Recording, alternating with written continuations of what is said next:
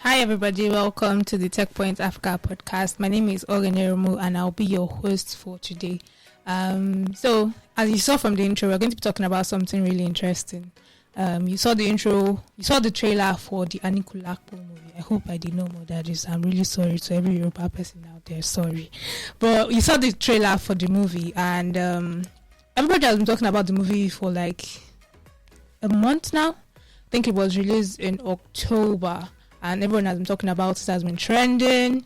We've seen it become one of the, I think it was trending as the one for non-English speaking movies on Netflix, has trended on Netflix, top watched movies on Netflix in Nigeria for like about a month until Sole. Sorry again, Yoruba people, really sorry. But yeah, it was trending before Sole. Okay, let me not do that. So it was trending before that movie came on and took its place. But that's not what we're going to be talking about today. Today we're going to be talking to someone that did some really interesting things in that movie. And you saw the intro, yeah. So he was the one that did the visual effects for that bird. And he'll be talking to us about so many interesting things today. And his name is Uche Anisiuba. I hope I did not murder that. Yes, good. Okay. Okay. So, hi, Uche. Welcome to the Techpoint Africa Podcast. Hello. Thank you. Right. You're very welcome. Yeah. So, how are you doing? How's today been? Oh, today has been amazing. I don't know if I want to trust the way you said that, but let's see. Yeah. Okay. All right. So, we're talking about the visual effects industry today. We're talking about what you did with Aníkúlápó. Hopefully, I didn't murder that again. I'm going to just ignore if I murder the name of the movie, but yeah, we'll be fine. And we're talking about that. We're talking about the VFX industry in Nigeria in general. And so, just so I'm not assuming that everybody knows what visual effects is. So, maybe you just give us a quick rundown of what it is. Like if you're explaining to a 5-year-old or a teenager, someone that doesn't really understand what you do. So yes, so VFX is simply put visual effects. FX for effects. It's what people call movie magic. It's like the hocus pocus for films. If you've ever been a fan of the Avengers movie franchise, I would say go watch the behind the scenes. And you'd be amazed, you'd be amused, and you'd appreciate what a lot of artists put in to make the best movies that you love dearly. So VFX simply is recreating things that typically are outside the realms of what's possible in live action, or too risky for what's possible in live action. Not always the case, but in some cases, it's a lot easier to do it than in live action. And so it's just using computer tool sets to mess with reality and make something amazing. Right. So it's not just applicable to movies now, yeah. Oh yes. So it's not just applicable to movies. I've seen people who do visual effects for like architecture, who like re-envision a house on an empty land, but you see the video and the house is really there. And it's good for making pitches and getting investors to fund like a property type project. Right. So how did you get into VFX? Oh yes. So a couple of things. I think let me make a slight correction with the Aníkúlápó. So I worked in collaboration with someone called Emmanuel Bassi, who's also an amazing visual effects artist. I think I saw some YouTube videos. Yes. So the project was primarily from him. So he handled some of the effects, but I focused more on the rigging, the animation, and some of the camera tracking. I would delve into some of these things because, jargons. But so you asked the question. Like how did you get into? Oh yes. So like most of us growing up, I've always been a fan of movies, cartoons, video games. Same thing. Everybody, Disney with Aladdin and all those stuff, Lion King, and I never thought I'd get into animation or visual effects, but I think it was sometime in 2010. Yes, 2010, I think. There was a movie that was pretty popular then. It was called Beowulf. Amazing movie, Turner. If you can check it out. Okay. And I was watching it with some people, and I remember someone in the background saying, "Hi, Oyibo people don't finish us." And I'm like, which one be Oyibo people don't finish us? Share that computer. We can go to Computer Village, Otiba, buy the thing, learn the thing, and do it. And I think that was the spark. I was a mass communication student at the time. Although I've always been in like visual arts, I've always been drawing. I think my first memory is me drawing my dad. So I've always been drawing. And I've always been one to win like art competitions in school, or best in art and all that stuff. Growing up, my parents looked at my results. They skip subjects. They skip like art. They're like, where's the math? Where's the math? Because they know the arts is already. So I've always had that. And so when I saw that movie in 2010, I got really inspired to learn. Same time, I also was doing internship with Lagos Television at Gidimbi. And we had like a trade fair of some sort, wherein Samsung just launched like a 3D movie. And so the whole idea, and so I was watching a visual effects movie at the time there. Luckily for me, I met an architect who had so I was speaking to him, and he had some of the 3D softwares used in the movie. And I was intrigued. I was like, yeah, he said there's 3D Max, there's this, there's that. I should come collect it from him. And so there it started. Collected it from him, started reading tutorials, 1,000 and something pages, little by little. Thank God for YouTube. It's a lot easier these days, on Google search. And so I started out being self-taught mostly. And then I did NYSC. So that was 2010. 2013, I did my NYSC in Osun State. Luckily for me, the place I did it, there was almost 24 hours light. Nice. So I was like, okay. So I did my first few months, came back to Lagos, got my computers, got like a lot of tutorials, went back there and just zoned in and learned almost through my year while I was teaching, obviously. I was there to teach government and what was the other thing? So I was teaching mostly government, but because I was so focused in computer, there was a copper who was teaching computer science, and he wasn't quite good at it. So sometimes I'll just sit in for him and teach the students computer science. And so that was how I spent most of my service year. And so finishing in 2013, I came back to Lagos, really wanting to do animation at the time, very convinced. And so I took all my service money and went to study in a studio called Orange VFX. They're still around, really amazing studio. I think I saw something about them too. Yes, so I went there to study, and that was like just me pouring everything I had in. And there the story began. That's how it started. Nice, that's interesting. I don't know if I love movies. Okay, let me not say I love movies. I watch movies. Okay. But I don't think I would ever want to become an animator. First of all, I don't know how to draw. So let's not get into that. But yeah, how did you what was your first job like? My first job actually has always been within the animation space. So aside if you discount NYSC, my first job was working with Orange VFX as an animator, as a junior animator. I think so. When I finished the training that I was speaking about, I was like, okay, everybody was like, this guy is good. Just work. Let's just work together. And so we started like that. And we were doing some projects. And then after a while, I've also been interested in video games. Very interested in video games. So at the time, I moved from there to go work in a game company on the island called GameSoul. And we were creating, I think we were one of the biggest, if not the biggest, game company in Africa creating games for the Windows Mobile at the time, those Nokia phones.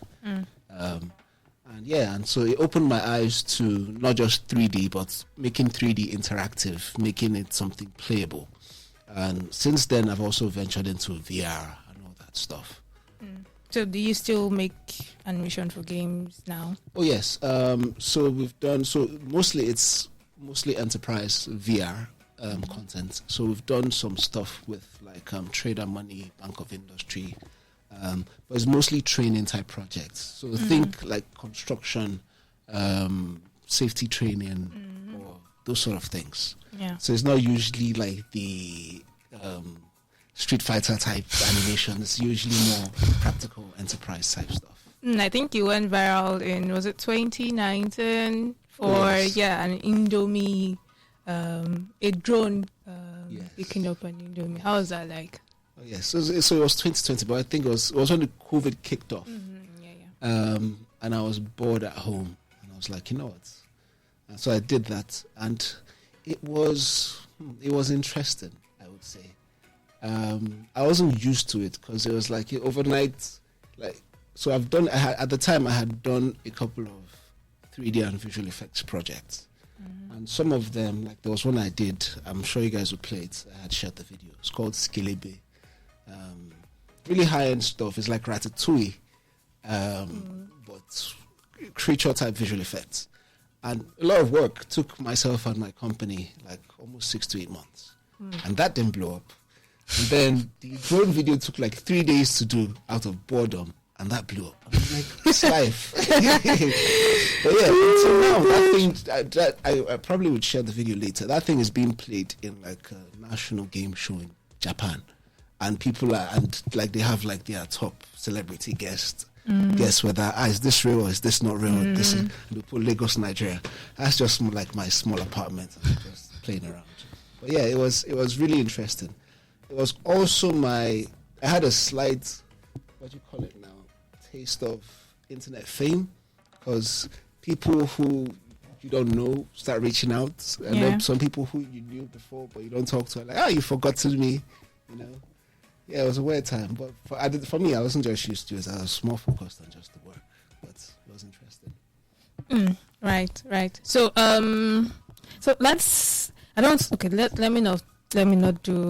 let me move away from you as a visual effects person and generally into like the visual effects industry in Nigeria. So first things first, Nigerian movies and VFX. Right. Nigerian movies and VFX. We've seen a lot of interesting things. Like I was watching some YouTube videos to like get a general idea of how the whole thing works. And I saw a movie and I saw the behind the scenes of the VFX. And I went to watch the movie and like see how it played out, and I was like, I wasn't impressed. So I'm just like, okay, so what's happening in that industry in Nigeria? How is that industry growing? Why do we see things like are not as good as you would see with say an Avengers movie? Although let's give it to the Americans, they're good. But what was that? Is it a function of skills? Is it a function of budget? Like why is that? Yeah, I think you mentioned two very integral parts. I think you mentioned two very integral parts. I think, as with most things, it's a growing industry. I'm sure most people here can see the growth in Nollywood now versus a few years ago. Video quality, camera quality, lighting quality, cinematography, sound, everything. So I think it's a growing industry. But I think two things. Nollywood as an industry is growing, and it's beginning to become more lucrative now to do high quality movies. The short film I did, the Skilebe project with the rats talking, was supposed to be a visual effects movie. And at the time when we put it out, I delved into research mode, and I was figuring out how much it will cost, because we're trying to get investors to fund the movie. How much it will cost to do such a movie, and what are the returns on such investment. And at the time, Wedding Party was out, and Wedding Party was the highest grossing Nigerian film at close to $2 million. Yeah. Or so they say. I don't know. That's what they said. So and then when we were putting together the costs, what we realized was to do a high-end visual effects movie in Nigeria, you should be spending somewhere around 100 million upwards. Naira. Yeah, Naira, yes. Okay. Yes. Yes, thanks for the clarification. Because we were saying dollars. Oh yes, so 100 million Naira upwards. And it's probably might even get to the 2 million that's Wedding Party grossed. And so for something relatively new, some of the people we were talking to at the time were a bit wary, and for good reasons, because it's the first time. And And so part of the issue with the Nigerian movie industry is partly funding, but not funding in terms of not having investors to invest. Funding in terms of being sure that you get return on such investments. We don't have enough cinema screens. We don't have a movie culture like the US. Yeah, true. You understand? These things play. There is Alaba Boys, Boys. What else? So there are all these things. Netflix is still becoming a thing. Some of these streaming services are just becoming a thing. So it's only going to get better, but it's not there yet. But thankfully, there seems to be a lot more investors in the space having those conversations. Companies getting funded, and then some production, and that's on the animation side of things. But in the Nollywood side of things, some production houses like Ebony Live partnering with like international studios like Sony and a couple of other houses. So funding is coming in. There's some professionalism. There's global standards. So there are all these things. Like if you're doing stuff with Netflix, there's a benchmark. There's a quality standard, and so these things are informing the industry, and the industry is growing. But yeah, I understand when people see Nigerian visual effects movie and feel iffy about it, I understand. And we're not there yet by any means, actually. I feel sometimes I watch, even with the Aníkúlápó, it's amazing, but I think it can be better. Yeah. And that's what we all strive for. I also think, so that's on the financial/business side. I also think there's a skill deficit. For someone like me, I'm mostly self-taught, but I've taken like online courses, foreign courses, and I have people that I've worked with internationally that has helped. But I think for most industries to grow, and why Hollywood is the way it is there are a lot of people who are highly skilled in specific things. I'll give you an example. If you watch any film, there's someone who just focuses on cloth, how the cloth moves. Someone focuses on hair, how the hair moves. That's if they're doing visual effects. So, simple example like Thanos in the MCU. Someone focused on everything, how Thanos looked. Someone focused on how Thanos moved. Someone focused on all the effects. And so these specializations create people who are very proficient. And so it's a big industry. There's more money. There are more skilled people. But I think, like I said, it's changing now. More people are organizing visual effects training. People are getting skilled up. There are foreign courses. There are online courses now. There's YouTube, and the tide is turning. I feel we can only get better. Right. I really hope it gets better. And I feel like this is going to be like a stupid question, but I really want to know. So why do VFX in Nigeria in terms of, like you just said, financing? You need a lot of finance to do this. And I want to believe that it's a profitable business, but I'm not sure how you'd have to answer that. Like, is it a profitable business? Is it something that you would encourage people to come into in terms of, the usual, I want to make some money out of this? Oh yeah, so we get paid, like it's very profitable, like we talk to Jeff Bezos and all that. I'm just kidding. I wouldn't say it's particularly profitable, but it's like it pays the bills in most cases. But I think where the visual effects space is where tech and startup was in like 2010 to 2014-ish. It's new, and so if you're in the space, you see the opportunity. It's teething, like it's there. Yeah. Particularly now where the world is listening to Africa. There is a thirst for different stories, different narratives, particularly African stories. And Nollywood tells it, but they can't tell it like we can tell it. And I think that's also where the opportunity is in terms of distribution and monetization. Is back in the day, Nollywood looked at just the Nigerian markets, but there's the African market and there's the Black and diasporan markets who are still trying to connect to their roots and hear all these stories. And I have a friend who runs a studio who was working on, and the film is almost out, God of Thunder. Shout out to Commotion Studios, by the way. Okay.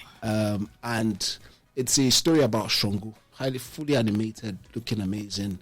And there are audiences in Brazil who are waiting for that content to drop. So there's this huge international market. And so I think we have all these rich stories. Like Thor is Shongo. Thor is bootleg Shango. Sorry, I didn't say that, but that's what it is. And so, like, we have the stories, and if we tell them at the quality that is international, then, and I think that's what India is doing amazingly well at the moment. If we can tell them at high quality, then who knows? Look at where our music is. Burna is like selling out American states, beating a lot of American celebrities in terms of numbers. Same with Wizkid. So there's that openness. We see that opportunity, and it's only going to keep growing and getting better. So that's why we're in the space. Right. So talking about business, so I don't forget, let's pay a little homage to our business team, the ones that are paying our house rent. So, hi, I'm Abisola Adenoga, the head of business at Techpoint Africa. Did you know that you could present yourself as a reputable brand leader? Did you know that your business can get the limelight it deserves? Now you do. Using Techpoint Africa's marketing tools, we can put you in the faces of a large audience for brand awareness and thought leadership. To do this, reach out to us by sending an email to business@techpoint.africa or click on the link in the description below.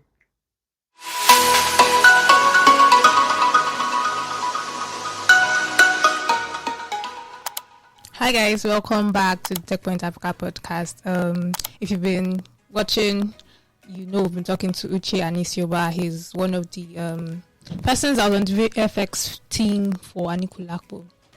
Yes, I hope I didn't murder that again. But yeah, he's one of the persons on the VFX team. And yes, let's get back into our conversation. We are talking about, the whole business surrounding the VFX industry in Nigeria. So let's get into the movie itself. Like, what was your role? Because I think at the beginning you told me that you're not the only one. And I saw that there was Emmanuel Bassi, there was Tunde Oluwa, there was Shola Ojo. Yeah. Ola Oluwa. It's a lot smaller list than you have in most Hollywood movies. Yeah. Those ones run into like the hundreds. But yeah, so my role in the Aníkúlápó project was more camera tracking, and so three things: camera tracking, rigging, animation, and fur. So camera tracking in visual effects is essentially trying to recreate the live action of the real camera in 3D. And so the idea is to have the computer figure out what camera the scene was shot in. If you can figure out what camera the scene was shot in, you can kind of approximate that scene digitally in like the computer. And so I did some of that. I also rigged and animated the bird. So rigging is, I think I'll just be breaking down all the jargons. Rigging is how, I think for most 3D objects, they come in as like clay models. They are static, they don't move. And so rigging is like creating like controls. It's almost like animation is almost like puppeteering, essentially 3D puppeteering. That's essentially what it is. And so rigging is creating those controls, and there's some science to it because you need to like study some anatomy. So I had references of like the bone structure of the bird, figuring out where those joints are and how it would move. And so that's rigging. And so for the animation, which is mostly about the movements, we used a lot of reference of real birds and how they flew and how they, although they didn't talk, so But so there's that, and then there's the process of sending shots and going back and forth with the directors and correcting things. So that's mostly what I did. And I think Emmanuel Bassi did most of the effects and the rendering. By effects, I mean like the smoke and the rendering and some of the compositing. And I think for most visual effects movies out there, it's usually not a person project. It's a collaborative stuff of hundreds of people. Right now, the industry doesn't really have a lot of highly skilled people, which is why to do a high level skilled project like Game of Thrones, to take some training a lot of people to put that together. But I see that within the next 5 years, actually 5 to 10 years max. Okay. Because the conversations are happening. Sony is already partnering with like Ebony Live, so funding is happening. They've seen the market where the music is already a testament of Nigerians and Africans in diaspora are willing to pay for Nigerian content. And so the hurdle now is quality. hit the global quality, access that market. And yeah, that's the business. Interesting. I like your predictions. It'll be interesting to see if that comes to should I say it come to pass or something like that. Oh, yeah. Yeah. It's only a matter of time. It's like, and which is why I follow the tech space a lot. Nobody would have thought that tech in Nigeria would be where it is right now, like in the 2010s. Because then it's like people in their basements just program. I know how to build a website. You understand? Now people are talking AI. Yeah. Yeah. So talking about, the tech space and all of that. So this November, we're going to be having the FinTech Summit by Techpoint Africa, and it's going to basically, we're going to be touching on everything about FinTech. So, everybody's always talking about payments. Why do you have so many FinTech startups? Everybody's always quarreling. Don't worry, we'll talk about it there on November 26th. Is going to hold at 4 Points by Sheraton. November 26th by 8 a.m., if I'm not mistaken. And we're going to talk about so many things. We're going to talk about how to build your own fintech startup, what you need to think about when you're building your fintech startup, how to start a career in fintech. We're going to talk about so many interesting things. We have people like Odunayewini speaking at the summit. We have people like the PayUtech founder speaking at the summit. And just head on to fintech.techpoint Africa to register. Just head on there. And sorry, early bird tickets have ended. When I was telling people the last time I was here, people did not agree to pay for early bird tickets. So, but yeah, you can still register, and yeah, all the best. Just head on to fintech.techpoint.africa. We would display a link and you'll be able to register. So yeah, back to our conversation. And you're saying it took. Okay, you didn't tell me how long it took to do all of the visual effects. Oh yes. If I remember correctly, I think it was within a month and a couple of weeks. I would say like 4 to 6 weeks, give or take, because there was some back and forth, and there were periods where we needed to wait for feedback and to correct. So 4 to 6 weeks, and that's the funny thing about animation, because it's the thing looks very short. Yeah. Yeah, that's how animation is sometimes. It's funny how people don't know how much goes into every minute of an animated movie that they watch, like Lion King. Something to think about. If you're watching like a standard movie, most movies are at least 24 frames per second. Yeah. Back in the day, what that meant, back in the day of the Aladdins and the Lion Kings and Pinocchios, what that meant was, or Tom and Jerry, or someone drew 24 times for every second, not just drew, painted all the lot. 24 times for every second you watched. And so, yeah, so it's a lot. Thankfully, animation gets lucrative if done right. And then there's merch, there's events. In case of Disney, there's Disneyland. Yeah. Yeah. Right. What you just said reminded me of, I think I was watching a documentary on how, was it Looney Tunes or one of the very first cartoons was made, and I saw how the guy kept moving. I can't remember what it was he was moving, but he kept moving the drawing itself. He could move it like just to get one scene. Yes. I was just like, wow. So if before computers, this is what you guys are doing just to get people to see a cartoon. Yeah. So what you're describing is something called onion skinning. It's like it's flipping the paper. Yeah. To see, so it's like maybe the character let's say the character wants to like pick this mic, so it's like, so him flipping the paper is that, and so he's trying to estimate between here and here, does the movement work? And so you do that and keep doing that moving. Yeah. So let's go back into the movie and all. So I'm not so. Would you rate it among like this project? Would you rate it amongst like the hardest things you've ever done? Or what? Hard is relative. I don't think it was hard. I think it was challenging. But I think because of the kind of people we worked with. By the way, Kule Afuna is such an amazing director, and all the people from the Netflix team and Emmanuel Bassi and everybody that worked on the project, we're all professionals. So it was a lot easier because everybody knew what they were doing. And so yeah, it's a lot easier. It gets hard wherein you work with certain clients that are not within the space. So we do a lot of advertising projects, and some clients get it, and other clients don't get it. And so the iterations, you understand, and so you're trying to explain something. So just move it now. Like, you don't know what. So it gets hard like that. So it wasn't necessarily hard, but yeah, it was challenging because everything had to. It's a different thing doing animation for a cartoon. It's not that believable. But if you had to do a bird that's supposed to be in live action and look real, yeah, you really need to go study those birds in real life. I have like zoo footages and jungle of that specific bird, like 20, 30 different ones, different angles, just looking at how it moved and all that stuff. And so it's not hard in terms of the amount of work that you need to put in, but you need to study, you need to understand how certain things move, and that's where it gets complex. Did you have to, all the research that you did it happen within that 1 month period or before? I think before. So prior to when we kicked off, we had already spoken about it. I had those references and I had to go study them. Although thankfully I've always been within the, we call it this sort of thing, creature animation. So animating a lion, go eat someone. I think something I should do. Yeah.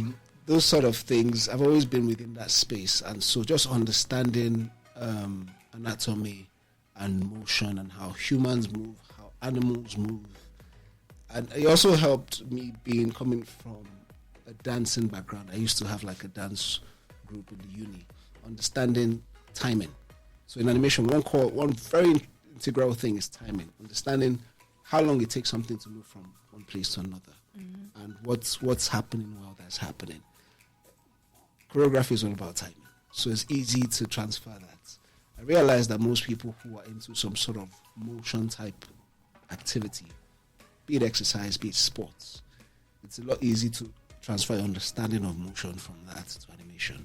And so having those sort of things plus studying the animal specifically just gave me like a rich library of how things moved. But like I said, it can be a lot better still, because I'm a harsh critic to myself, which only makes for a good artist at the end of the day. Right. So what was like your favorite bit of like, doing the entire thing? Oh yes. I think the favorite bit was actually having the bird drops something and the lady picks it up. Having that just work seamlessly. Thankfully, the thing that was dropped, the god, as they called it, that was dropped was, I think they 3D scanned it or something. So they got the real thing digitally, but it's literally the real thing. That's the closest thing to carry something and put it inside the computer. And so it was almost seamless dropping the thing and having the lady pick it. I think that was one of the highlights of it. And also obviously having the people in charge of the project say, yeah, we like it, good. Like, that client is always making the client happy is always a good thing. They make the bank accounts happy. True.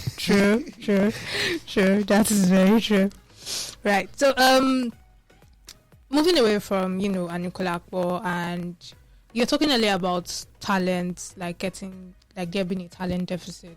And what really is the problem? Is it that not enough people are trying to learn visual effects in Nigeria? Is it that the people that are there now don't have the skills? Like, what's the problem really?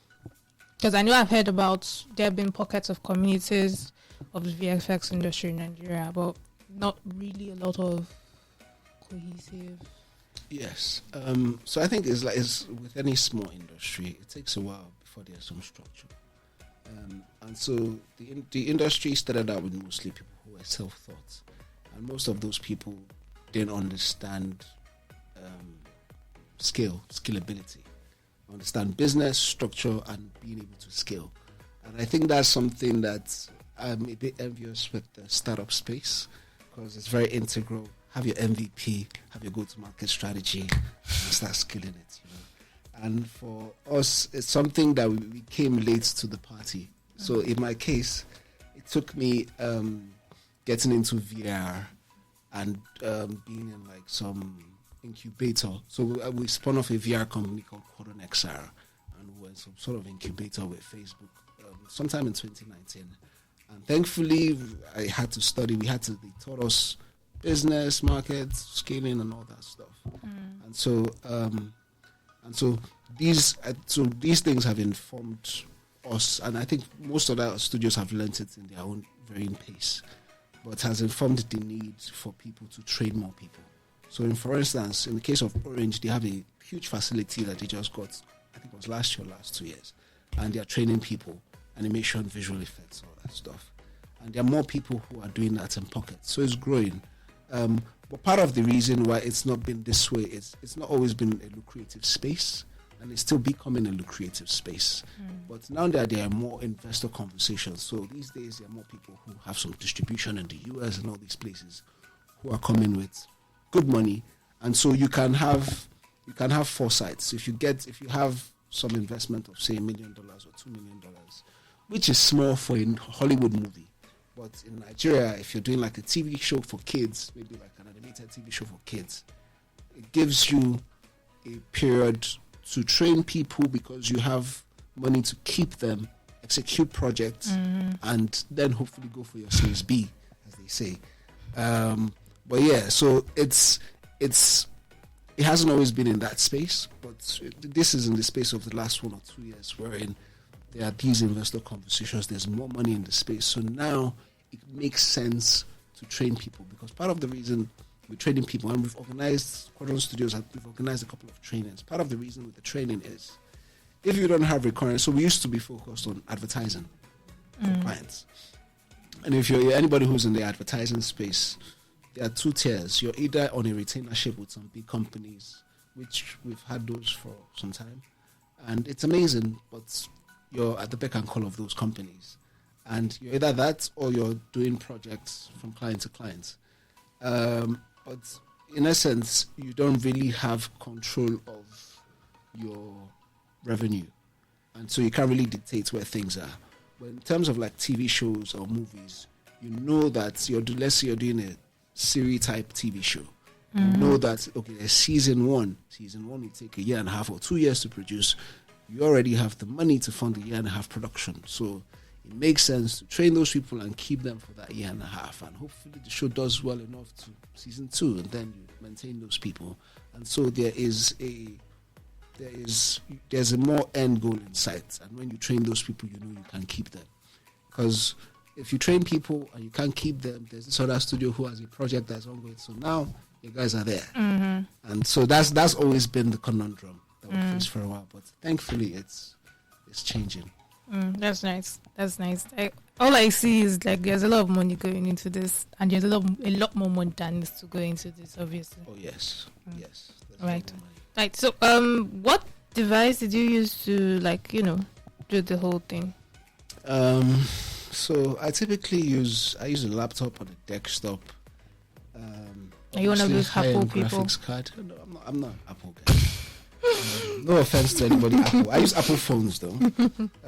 Although if I had I like Samsungs. That's another conversation.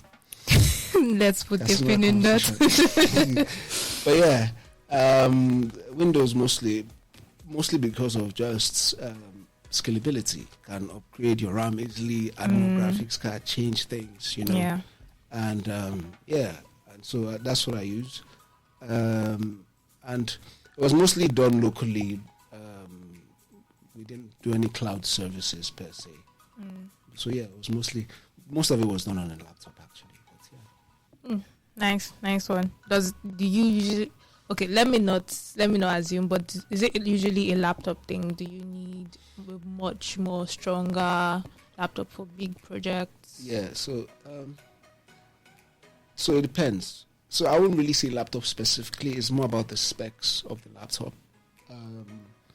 So there are some laptops that are like, if you have a laptop that has like a 16 gig RAM or like a 3080 GTX or like some jargon. Well, if you're a gamer, you know what I'm saying. If you have like a high-end laptop, then you can do it. But desktops are a lot more robust in most cases. If you have a laptop and a desktop with the same specs, most times the desktop will perform more than the laptop. And so you find that most people use desktops. But it really doesn't matter. Anyone can be. I find sometimes laptop being more convenient because you could just go to some coffee place. I work from home mostly these days. Nice. But sometimes with the desktop, you're just stuck at home. The laptop, you can go get coffee, chat with people, walk on the side. People like, hey, this is amazing stuff. You're like, yeah, you can do that too. Yeah. Yeah, right. So, like, okay, I think this will probably be the last question, and I'm going to, like, merge, like, two questions in one. So, you've been doing this for how long? So, yes. 2013? Yes, so I started out 2013, but I was mostly doing animation. I've had, like, a growth. 2013, well, mostly doing, like, 3D animation, focused on that. 2015, I got into, like, interactive gaming type stuff. 2018, we decided to try, because at the time people weren't doing high quality, at least a lot of people weren't doing high quality visual effects in Nigeria at the time, and we wanted to go all out. So we did a project, the Scalable project with Rat Talking, and we wanted to see how far we could push it, because if you could do that, you're close enough to do maybe the dragon in Game of Thrones. You're somewhere there because you could do an animal talking and all that. So you're close enough, because the hardest thing in computer graphics and visual effects is making an animal look like it's there. It's easy to make like a camera or a computer or something that is inanimate, but making an animal look and move like it's there. And so that was the first time. So 2018 was when myself and my company hit that mark that we can actually do visual effects. And so since then, we've been doing that also. But I think I'm what people call a 3D generalist, because I'm like everywhere. Like there are some projects, like I've done projects that are more interactive, like virtual reality projects, and I'm equally as passionate as that because I have a background as a gamer, and so I'm equally as passionate as that as being in the normal animation that's Disney and Moana and all that stuff, because I love those two. I'm equally as passionate with visual effects. So it's just a lot of pies. A lot of pies. Oh yes, and those things interact with each other. And I think even right now, where technology is, 3D is already mainstream with the whole metaverse thing. So it's already here to stay.